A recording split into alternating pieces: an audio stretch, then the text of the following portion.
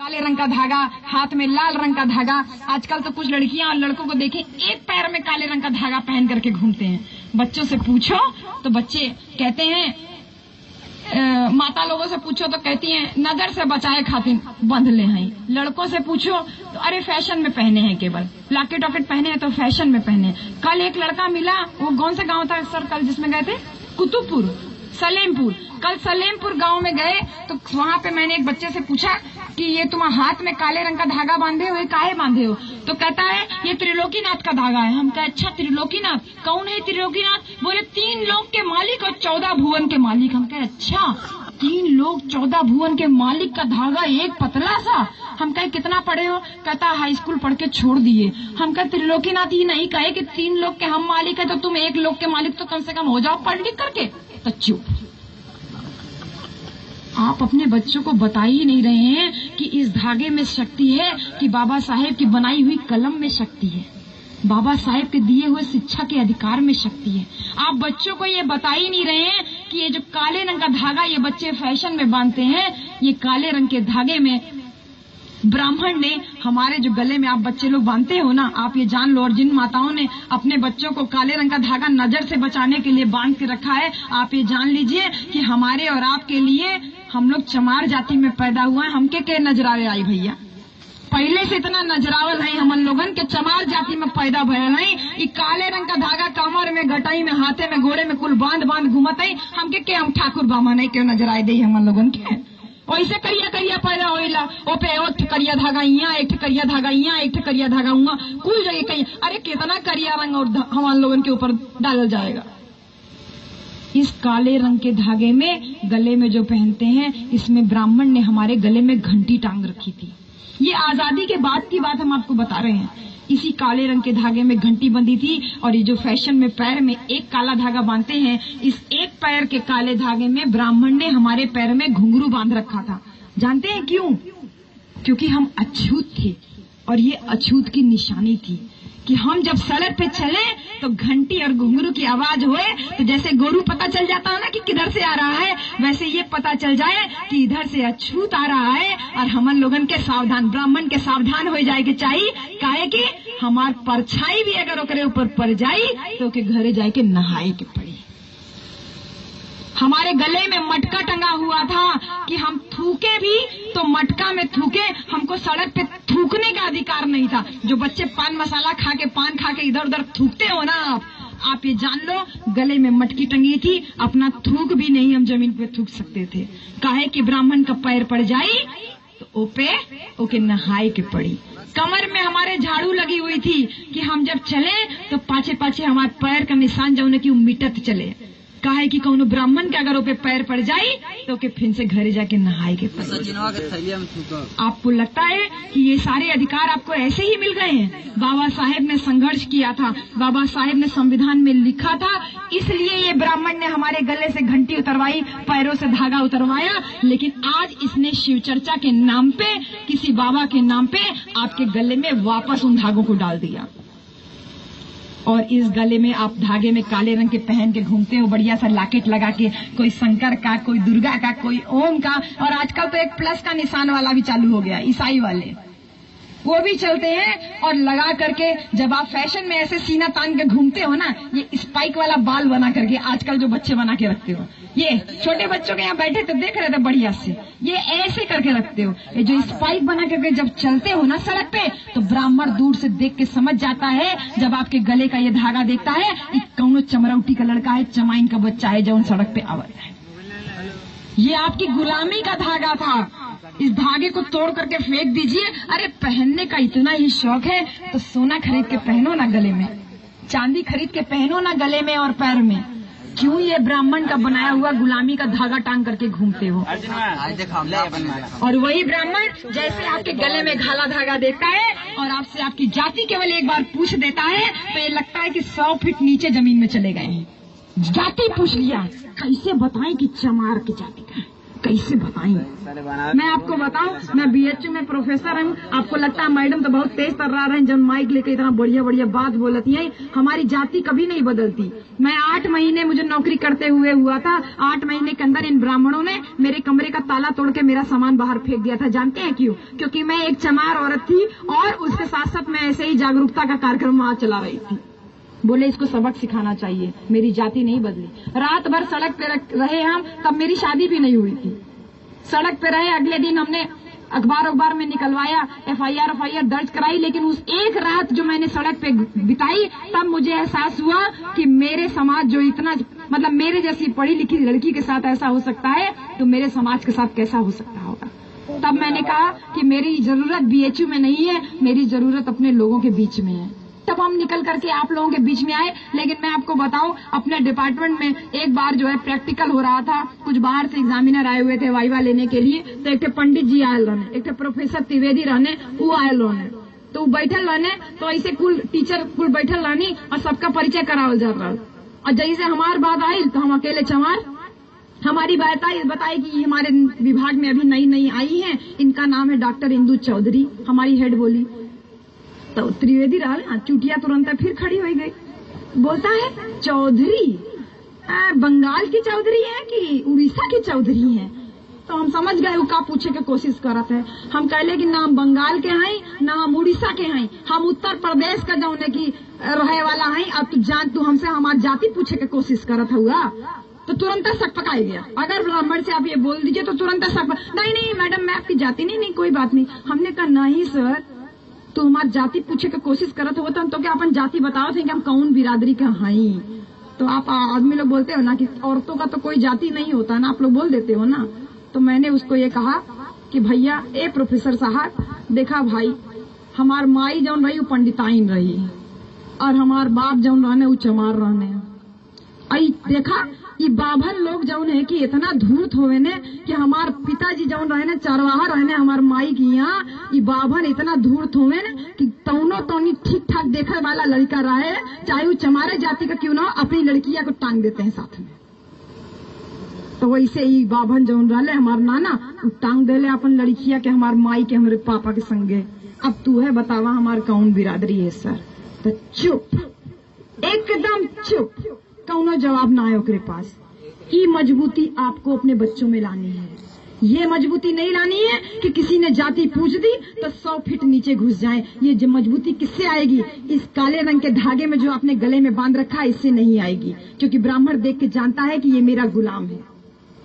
आप जो ये लाल रंग का धागा बांधते हैं ना हाथ में, कहते हैं रक्षा सूत्र है। अरे रक्षा सूत्र है तो कितने बच्चे वीरेंद्र की तरह निकल करके जो है बीएचयू में पीएचडी कर पाते हैं, वो भी इतने अच्छे सब्जेक्ट में जिसमें वो करता है, आर्ट में। कितने बच्चे हैं आपके? आप बताइए ना, जिन बच्चों ने लाल रंग का धागा बांधा हुआ, आप खुद से देखो कि कितने बच्चे हो जो अपने कॉलेज में टॉप कर रहे हो। ये बच्चा तो जेआरएफ पा रहा है, इसको 25,000 रूपये सरकार देती है वजीफा। आपको पता है 16,000 रूपये से लेके 25,000 रूपये तक वजीफा मिलता है जो इम्तिहान ये पास करके पहुंचा है। इसने तो कभी काले रंग का लाल रंग का धागा नहीं बांधे हुए देखे इसको, क्योंकि ये मेहनत करना चाहता है। अपने बच्चों को हम मेहनत करना नहीं सिखाते। एको बार कौनो ब्राह्मण से खाली ये बात पूछला कि ए पंडित, ये बतावा ये जौन धागा बांधल जाला तो एकर पीछे कौन सा मंत्र पढ़ल जाला, खाली अक्के राय पूछ लिया, तुरंत चुटिया खड़ी हो जाएगी। कहेगी आज अछूत के ज्ञान हो गए, आज अछूत जाने का कोशिश करत है कि एकरे पीछे कौन बात बोल जाला। तो ब्राह्मण तुरंत बोली का करीबा जान के हो, इस संस्कृत में होला तो के समझ में आई, तुरंत ही बात बोली। तो उससे बोलिए क्या बात है संस्कृत में, तो अगर हिंदी अनुवादो बताई दा, कबू ना बताई। मैं आपको बताती हूँ, किसी ब्राह्मण से कभी पूछ लीजिएगा, मैं संस्कृत तो नहीं बोलूंगी लेकिन मैं उसका हिंदी अनुवाद जरूर बता देती हूँ। आप बोलिए तो संस्कृत बोल दूं? ठीक है, नहीं संस्कृत क्या, वो एक 2 लाइन का श्लोक है, उसका मतलब ये है ये न बद्धो, ठीक है, ये न बद्धो क्या, ये न बद्धो दान वेंद्रो बलि राजा महाबला। उसके बाद है तेन त्वः तुम मुझे जो है प्रतिबद्ध, हाँ प्रतिबद्ध में, तेन त्वः प्रतिबद्ध में नमो रक्षे माचल माचल, नमो रक्षे माचल, यानी तुम मेरी रक्षा करोगे माचल माचल और कभी इससे विचलित नहीं होगे। इसका हिंदी अनुवाद है ये न बद्धो मतलब जिस प्रकार मैंने ये धागा बांधा, किसको? राजा बलि को, दानवेंद्रो बलि राजा, महाबली राजा को जिस तरीके से मैंने ये धागा बांधा, किस तरीके से धागा बांधा कि उसका धोखे से राजपाट छीन लिया और राजपाट छीनने के बाद ये धागा बांध करके मैंने उससे प्रतिज्ञा ले ली कि तुम जीवन भर मेरी रक्षा करोगे। उसी तरीके से मैं तुमको ये धागा बांधता हूँ और तुमसे ये प्रतिज्ञा लेता हूँ कि तुम मेरी और मेरे जैसे सभी ब्राह्मणों की रक्षा करने का मुझे वचन देते हो। तो ये बतावा हम चमार लोग ब्राह्मण के रक्षा करे खातिर पैदा भयल का?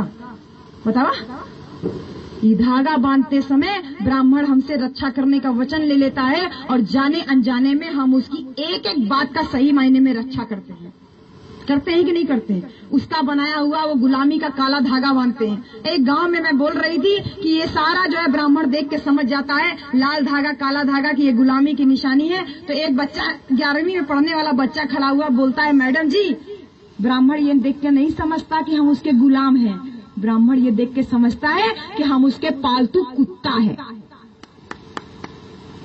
ब्राह्मण देख के समझ जाता है क्योंकि कुत्ते के गले में पट्टा डाला जाता है, हमारे गले में उसने काला धागा और लाल धागा हाथ में बांध दिया है। अपने दिमाग से इन सारे धागों का भय निकालिए, तोड़ करके फेंक दीजिए इन गुलामी की निशानियों को। और ये सारी निशानियां ब्राह्मणों ने केवल हम औरतों के ऊपर कैसे डाली है कि जैसे शादी हो रहा है ना, बौद्ध धर्म से शादी हुई कि हिंदू धर्म से शादी हुई? हिंदू धर्म से हुई। अच्छा चलिए, बौद्ध धर्म से शादी अगर होती तो मैं आपको बताऊं, मेरी शादी जो पतिदेव से हुई, आप लोग जब मेरे को बैठी थी मैं यहाँ पे, तो आप मुझे देख रही थी ये मैडम जी का शादी भयल है कि ना भयल है। पहले तो आप लोगों का यही देख रही थी। ऊपर देखी कहीं बाल छोट छोट रखा थी, गले में देखी कुछ ना पहले, हाथ में देखी कुछ ना पहले, नीचे पैर देखने की बिछिया ना पहले, तो कन्फर्म हो गया कि मैडम जी का बियाह ना भयल हुई, एकदम कन्फर्म हो गया। तो मैं आपको बताऊं, मेरी शादी भगवान बुद्ध को साक्षी मान के हुई, बाबा साहेब को साक्षी मान करके हुई। और हमारी शादी जब भगवान बुद्ध को साक्षी मान करके होती है तो उसमें औरत और आदमी को एक बराबर अधिकार होता है। ये नहीं कि सिंदूर तो पड़बे ना कैल, बिछिया पहिरेबे ना कैल, ई कैसन बिया, ऐसा ना हो। उमे भगवान बुद्ध बताऊने कि औरत और आदमी एक बराबर, कि सिंदूर अगर औरत को पहनाया जाता तो आदमी की भी तो शादी होती है ना, इसको क्यों नहीं पहनाया जाता? बड़ी हंसी आती है इस बात पे, लेकिन सही बात यह है कि बिछिया अगर औरत को पहनाई जाती है तो आदमी को भी तो पहनाया जाना चाहिए। शादी तो दोनों जन की होती है कि नहीं? आदमी तो जैसे आता है दूल्हा बन करके पूरी जिंदगी ऐसे ही रहता है और हम ऐसे रहती हैं, और शादी के बाद हमारे को ऐसे कर दिया जाता है जैसे हम कोई जो है ना विश्व सुंदरी हो गए, सबसे सुंदर महिला हम हो गए। ऊपर से नीचे तक इतना लदा फंदा दिया जाता है कि बेचारी दुल्हन को दो लोग एक इधर से पकड़ के चलते हैं कि नहीं चलते? कभी उतना भारी भरकम बेचारी पहनी ही नहीं होती है, पकड़ के चलती हैं। तो मेरी शादी भगवान बुद्ध को साक्षी मान के हुई, जिसमें औरत और आदमी को एक बराबर अधिकार होता है, सिंदूर और बिछिया नहीं पहनाया जाता है। जैसे हम शादी के पहले रहें, शादी के बाद भी एक दूसरे के सहयोगी, एक दूसरे के दोस्त बन करके जिंदगी की गाड़ी को आगे बढ़ाए। क्योंकि अगर मेरा पति हिंदू धर्म से शादी हुआ होता तो ये कहता ना, कहा इतनी गर्मी में घूमत ये गाँव, चला घरे चला, लड़का बच्चन के पाला, रोटी बनावा, कुछ हमारे माई दादा की सेवा करा। और इसी बौद्ध धर्म से शादी के नाते मेरे घर में हर एक व्यक्ति भगवान बुद्ध को मानने वाला है, तो हर एक व्यक्ति हमको सहयोग करता है कि तुम लोग जाओ अपने इस ज्ञान को बाहर लोगों को बांटो।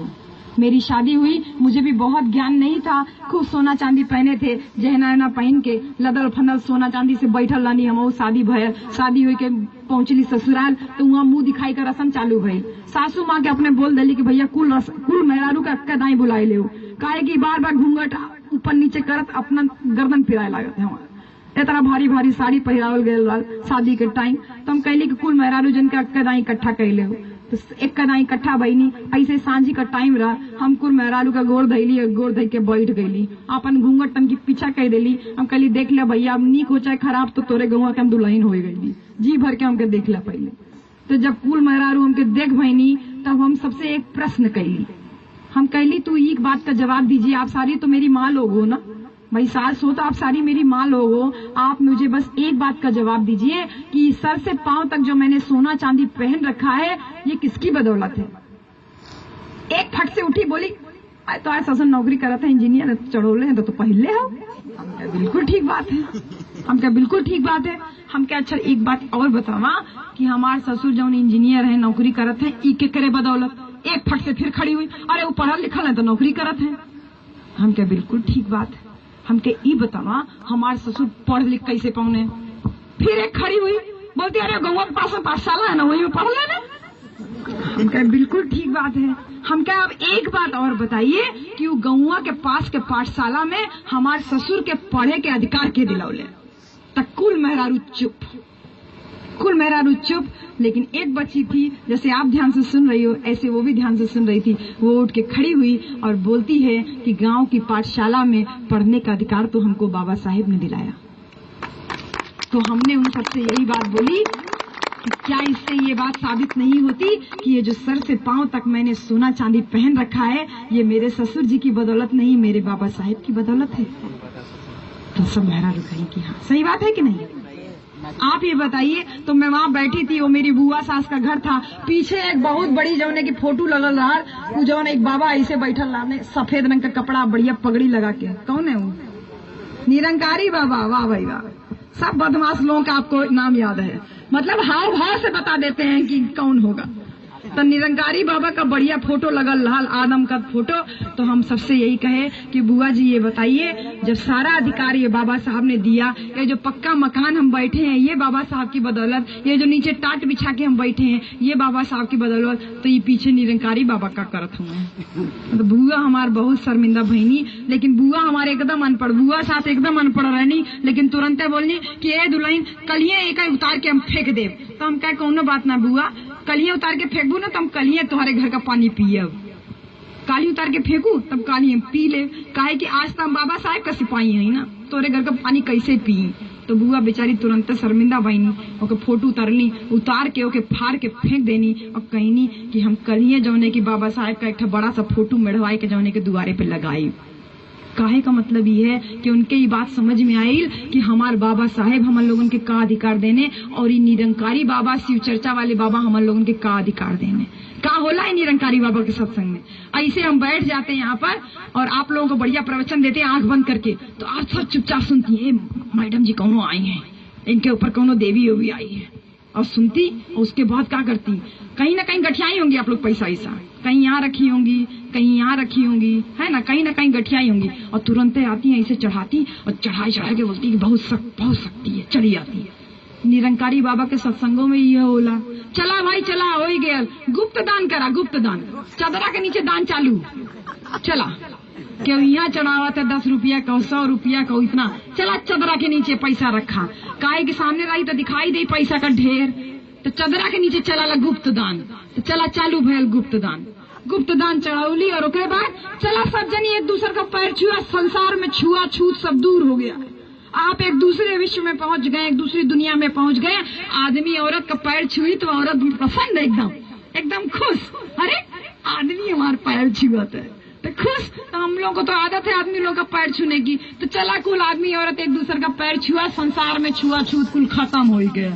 तो भैया मान ले कि छुआछूत कुल खत्म हो गया, और फिर आदमी औरत का पैर छू रहा, औरत आदमी का पैर छू रही है, और फिर वो क्या हुआ, भीड़ खूब बढ़िया सत्संग भवन में इकट्ठा भई, और सत्संग भवन से जैसे हम लोगन बाहर निकल ली तो का भयल, हम वापस समरौटी में और तुहार पैसा लेके बवनौटी में भाग गए। अरे अगर छुआछूत दूर हुआ है समाज से तो दिखाई भी तो देना चाहिए। आज तक हम क्यों चमरौटी में रह रहे हैं? बाबा साहेब का संविधान बना होने के बावजूद हम क्यों चमरौटी में रह रहे हैं? ये कैसे सत्संगी बाबा लोग आप लोगों के दिमाग को बेवकूफ बनाते हैं, कहते हैं कि छुआछूत दूर हो गया है। आपकी जेब से 10 रुपया निकलता है तो कोई बहुत फर्क नहीं पड़ता है। मैं यहाँ अभी आप लोगों से कह देती है, अगर यहाँ पे बोल दिया जाता कि मैडम जी के बहुत शक्ति है, तो यहाँ कम से कम जो है 300-400 लोग तो दिखाई दे रहे हैं। 300 लोग मान के चलिए, अगर 10-10 रुपया भी अगर आप मुझे चढ़ाते तो मैं केवल 1 घंटे आपको बेवकूफ बनाने के बदले में मेरे पास 3000 रुपया इकट्ठा हो जाता। 3000 रुपए में मैं 2 बार बनारस जाके आ जाती अपनी गाड़ी से। यानी हींग लगा लंग फिटकरी रंग चोखा होएगा। आपकी जेब से 10 रुपया निकला तो कोई बहुत फर्क नहीं पड़ा, लेकिन हमारे और आपके जैसे जो 1-1 लाख लोग सत्संग में बैठते हैं, 1-1 लाख लोगों ने केवल 10 रुपए की मैं बात कर रही हूँ अगर चढ़ाया, तो उस सत्संगी बाबा की जेब में कितना पैसा इकट्ठा हो गया? 10 लाख रुपया इकट्ठा हो गया। 2 घंटा 3 घंटा 4 घंटा बोलने के बदले में उसको कितना पैसा मिल गया? 10 लाख रुपया इकट्ठा हो गया। आप और हम खेत में दिन भर हल चलाते हैं, बीज बोते हैं, पानी लगाते हैं, और तब भी भगवान बारिश कर देते हैं तो फसल भी चौपट हो जाती है। जो मेहनत करते हैं वो भी चौपट हो जाती है। और वो बेवकूफ व्यक्ति, उसने हमको बेवकूफ बनाया, वो समझदार व्यक्ति बल्कि उसने हमको बेवकूफ बनाया और बिना मेहनत के 3-4 घंटे में 10 लाख रुपया लेके चला गया। सोचिए अपने दिमाग से, ये जो 10-10 रुपया चोरी करके शिव चर्चा में जाती हैं, शिव चर्चा में क्या बताता है? वो बोलता है ये जो शंकर है ये हमारे आदिवासी देवता हैं। देखिए वैसे ही जटा लेके रहते हैं, वैसे ही छाल लपेट के रहते हैं, वैसे गले में सांप लपेट के रहते हैं। ऐसे लपेट लपेट के आप लोगों को बेवकूफ बनाता है और खूब लपेट लपेट के हम लोग बेवकूफ बनती हैं। और ऐसे ही आपके पति सांप लपेट लपेट करके घर में आपकी पिटाई करती है, सिर्फ इन्हीं देवताओं की वजह से। आपको लगता है कि वहाँ आपकी मुक्ति मिल रही है? अरे आपकी मुक्ति तो इन बच्चों को पढ़ाने लिखाने में मिलने वाली है। इन बच्चों को ताकतवर बनाइए, इनको कमजोर मत बनाइए। लेकिन सही मायने में आपको बताऊं कि अगर किसी ने भारत से छुआछूत दूर किया, ये निरंकारी बाबा क्या सत्संग में दूर करते हैं कि वापस हम आज तक चमरोटी में रह रहे हैं। किसी ने सही मायने में छुआछूत दूर किया है तो वो बाबा साहेब ने किया है, क्योंकि ये बाबा साहेब है। आज हमको और आपको अगर कोई चमार बोल दे, क्यों वीरेंद्र, कि हमको केवल चमार बोल दे तो उसके खिलाफ SC/ST एक्ट में मुकदमा पंजीकृत हो जाएगा कि नहीं? हो जाएगा कि नहीं? तुरंत हो जाएगा। ये जो FIR दर्ज कराने का अधिकार मिला ना, ये भी किसी निरंकारी बाबा ने नहीं दिया, किसी शिव चर्चा ने नहीं दिया, ये अधिकार भी हमको हमारे बाबा साहेब ने दिया। तो आप अपने आप से सोचिए कि इन देवी देवताओं ने, इन निरंकारी बाबा लोगों ने आपको क्या दिया और हमारे बाबा साहेब ने आपको क्या दिया। एक और बात मैं कह के अपनी बात खत्म करूंगी कि एक गांव में एक ग्राम प्रधान थी, औरत थी, बड़ी सुंदर सी थी। तो ऐसे बात कर रहे थे, थोड़ा देर में आई तो देखे तो उसके हाथ में एक बढ़िया सा गंडा बंधा हुआ था। हम पूछली गए बहनी का बन ले आओ, तो कहे कुछ ना आई दीदी, वो बुखार हो गया ना, तो झड़बौले रही तो वह दिले दवाई तो वह बंध ले आई। हम कहे अच्छा। हम कहता अब एक काम करूं, जब तो के भूख लगे ना तो तू दाल चावल जिन खाओ, थोड़ के दाल ले, थोड़ के चावल ले और लेके ओके गंडा बना के यहीं पहन ले और सोच लो कि तुम्हारा पेट भर गया। तुरंत बोली दीदी काहे मजाक करती है? हम कहे तू ही तो शुरू कैलू मजाक करे खातिर, मजाक कर। ये बतावा दवाई खाए से पेट में जाए से जौने की मरज दूर होला कि दवाई हाथे में बांधे से मरज दूर होला? जब तो के बुखार चढ़ी, जब तो के भूख लगे तो तू दाल चावल बांध ला, अपन लड़कन बच्चन के भी हाथ में बांध, खाना बनाने का झंझटे खत्म हो जाए सारा। तुरंत वो गंडा निकाल के फेंक दे। हम कहली कि तो के बुखार चला तो तू डॉक्टर के पास जाना, ये गंडा ताबीज बांधे से मरज दूर हो ना। एक गांव में गई, लड़की को बांधी थी, निमोनिया हुआ था, तो यहाँ पता नहीं क्या क्या बांध रखी, धागा वागा।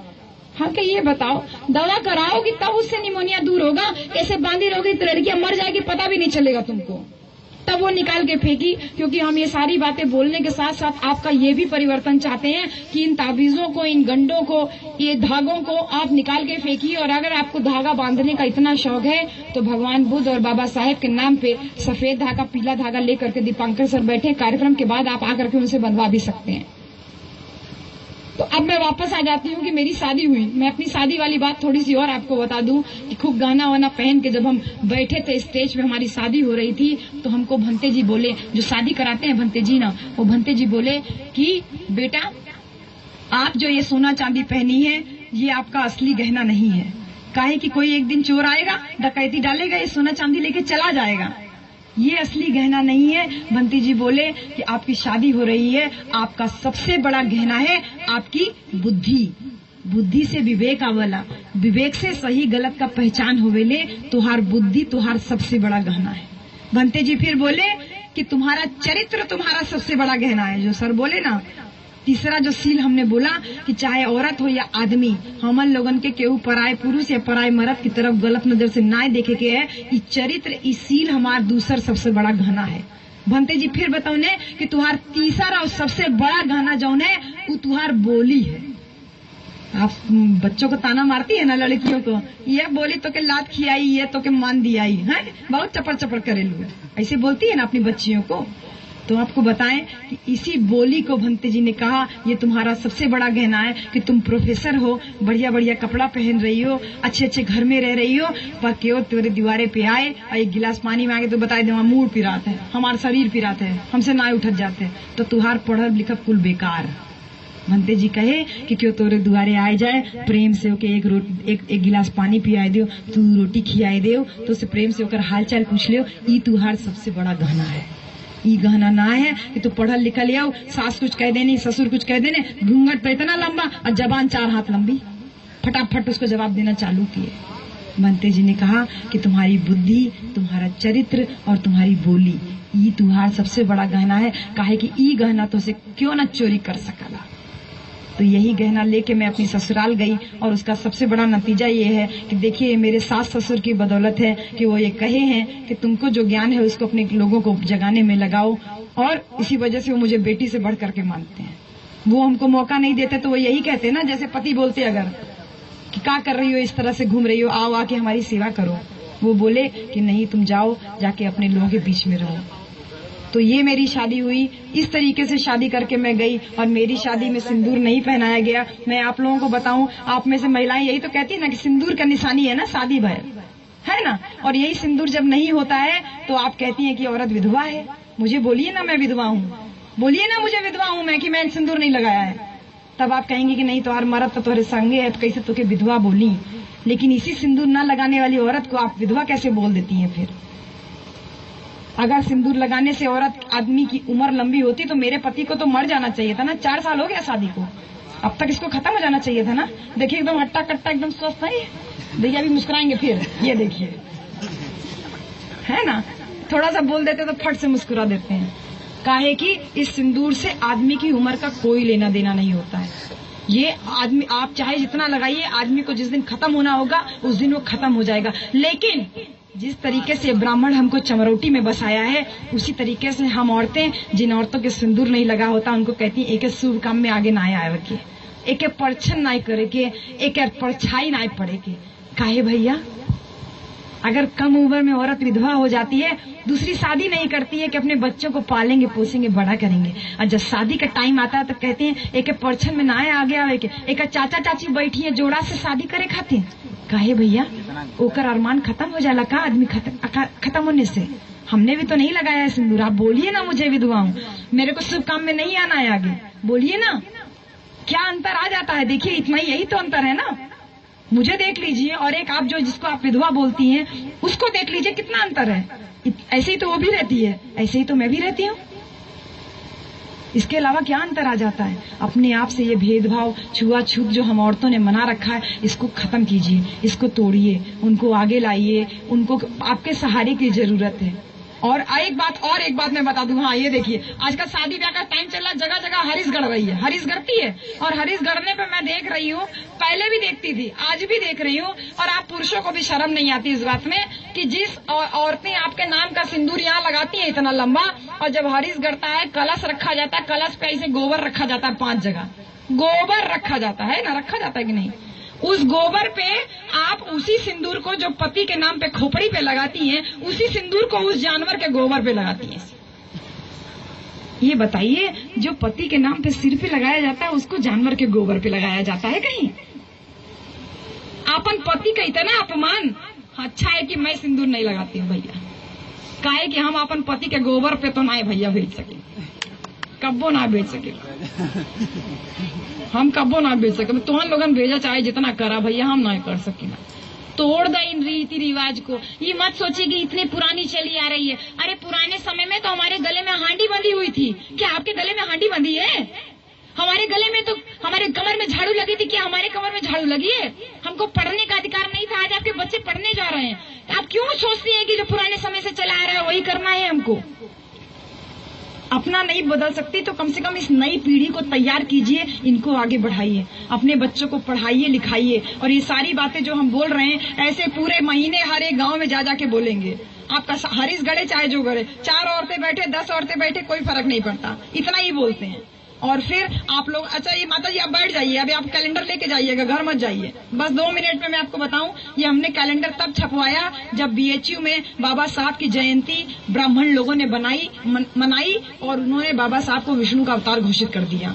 तब हमको समझ में आया हमको क्या करना है। हमने ये कैलेंडर छपवाया, इसमें बाबा साहब की 22 प्रतिज्ञाएं और भगवान बुद्ध का जो हमने वंदना किया वो हमने छपवाया। और हम यही लक्ष्य लेके चल रहे हैं कि हम इसको एक एक घर में महिलाओं के पास देंगे, जिससे आप ये जानिए कि बाबा साहब की पहली प्रतिज्ञा यही है, मैं ब्रह्मा विष्णु महेश को कभी भगवान नहीं मानूंगा, उनकी कभी पूजा नहीं करूंगा।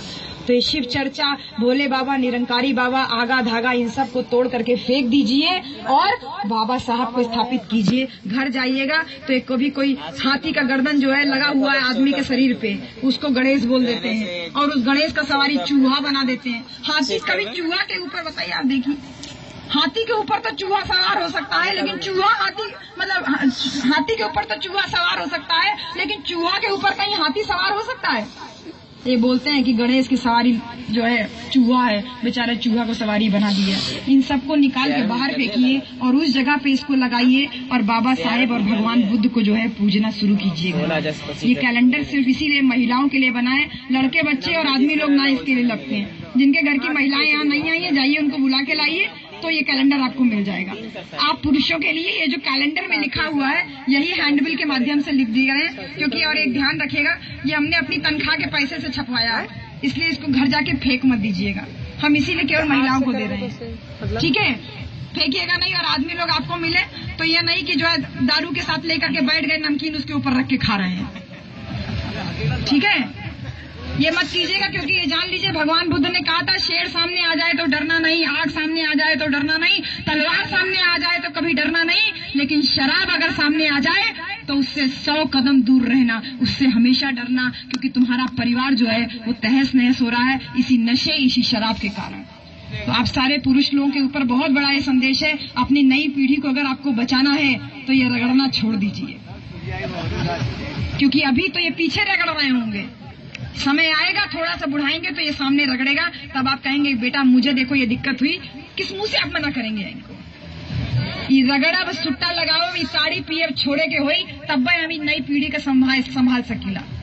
अब मैं आपको बताऊं, ये कैलेंडर लेके जाइए, आप महिलाएं अब जा सकती हैं आराम से, कुछ पूछना हो तो पूछिए, लेकिन मैं 5 तारीख को यही एक बाहर से पुलिस अधिकारी को और ADM साहब को बुला करके यही जो बातें हम बता रहे हैं ये और अच्छी तरीके से बुद्ध विहार पे जो मोहम्मदाबाद है वहाँ पे 5 जुलाई को सुबह 10 बजे से मीटिंग रखे हैं। मीटिंग क्या है, जनसभा है, क्योंकि 100-150 गाँव का विजिट हो जाएगा, तो वहाँ आप आइएगा और अधिकारी लोग आपको और अच्छे से सारी बातें बताएंगी, ठीक है? तो हाँ, जो औरतें बैठी रहिएगा, प्रसाद लेके जाइएगा। देखिए इन्होंने प्रसाद का भी व्यवस्था किया है, काहे कि प्रवचन होने के बाद प्रसाद होता है ना, दक्षिणा तो नहीं होता है, लेकिन प्रसाद जरूर आपको यहाँ से मिलेगा लेके जाने के लिए, तो वो लेके जाइए, ठीक है? और एक चीज और है, ये जितने लड़के लोग बैठे हो, आपको अगर शादी में कुछ सहयोग करना है तो आप जा सकते हैं, नहीं तो मुझे कुछ बोर्ड में आपको बताना था कि बाबा साहब इनके अलावा हमको 2 वोटों का अधिकार और पृथक निर्वाचन क्षेत्र का अधिकार दिलाना चाहते थे। जो बच्चे पढ़ रहे हैं, आप सारे बच्चों को टारगेट करके हमने वो कैडर तैयार किया है, आधे घंटे का करीब वो कैडर होता है। अगर आपको उधर जाना है, जो बच्चे जाना है तुमको जा सकते हैं, बाकी जो बैठना चाहें वो आधे पौन घंटे के लिए और बैठ सकते हैं। ये कैलेंडर बढ़ जाए, जितनी महिलाएं जा रही है जाएं, उसके बाद हम वो काम शुरू करेंगे, ठीक है? और जिनको कैलेंडर खत्म हो गया क्या? अच्छा, जिनको कैलेंडर नहीं मिल पा रहा वो मुझसे कैलेंडर ले लेंगे, क्योंकि कैलेंडर गाड़ी में रखा हुआ है, अब गाड़ी वहाँ दरोगा जी के घर के पास में खड़ी हुई है, तो वहाँ से आ जाएगा तो आप लोगों को कैलेंडर मिल जाएगा। लेकिन बेटियां आप मत जाइएगा, जैसे अभी पढ़े लिखे बच्चे लोग हैं वैसे आप भी पढ़ लिख रही हो, तो आप बच्चियां रुकिएगा, जो पढ़ी लिखी महिलाएं जिनको और है और सुनने का मन कर रहे थे, अरे बाप रे बाप, नीक लागत है, अब बताओ क्या करी, नीक लागत है तो वही 5 मिनट बाद फिर दोबारा बोला। बच्ची मिलेगा बहुत कम पढ़ना साहब जी, अब फिर से मुस्कुराए थे, पति बैठिए जरा, तो 60,000 तन की मुस्कुराइए, ठीक है ना? आप लोगों को कुछ पूछना हो, बोलना हो तो मेरे से बात कर सकती है, पूछ सकती है। 5 मिनट बाद फिर हम लोग बच्चों दूसरा कैडर शुरू करेंगे। का शुरू करेंगे कैडर मतलब आंसर लिखा तो पढ़ी वही बारे में बताए।